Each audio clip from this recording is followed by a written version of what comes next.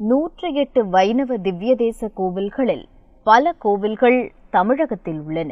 அவற்றுள் நாகை மாவட்டம் சீர்காழியை அடுத்த திருநாங்கூர் பகுதியில் 11 திவ்யதேச கோவில்கள் உள்ளன.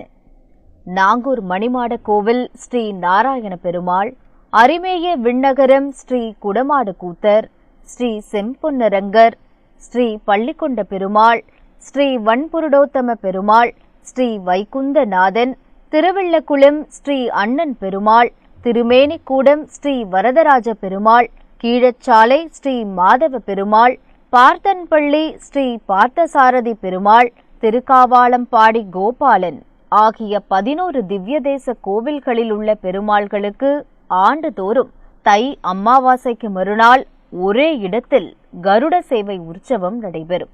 இவ்வாண்டு கருட சேவை உற்சவம் செவ்வாயன்று நள்ளிரவு நடைபெற்றது.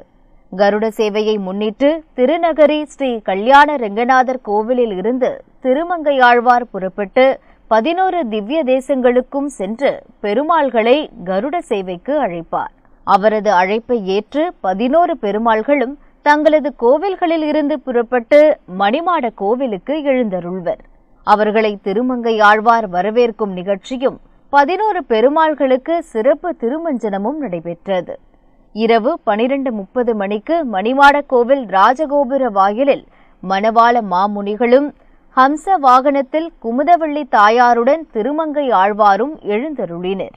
தொடர்ந்து 11 பெருமாள்களும் ஒருவர் பின் ஒருவராக தங்க கருட வாகனத்தில் எழுந்தருள அவர்களுக்கு திருமங்கை ஆழ்வார் மங்களாசாசனம் செய்யும் நிகழ்வு நடைபெற்றது. 11 பெருமாள்களும் 4 மாட வீதிகளில் வலம் வந்து அதிகாலை மீண்டும் மணிமாட கோவிலுக்கு வந்தடைந்தனர். 11 பெருமாள்களின் கருட சேவையை ஒரே இடத்தில் காண தமிழகம் உள்ளிட்ட பிற மாநில பக்தர்களும் திரண்டிருந்தனர்.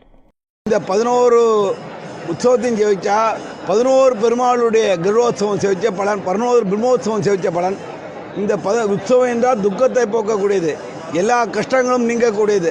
ஆகையினால இந்த உற்சவத்தை செய்கிறதுனால எல்லாருக்கும் எல்லா பலன்களும் கிடைச்சி அமோகமாக இருப்பார் என்று சொல்லி பூர்த்தி பண்ணுகிறேன்.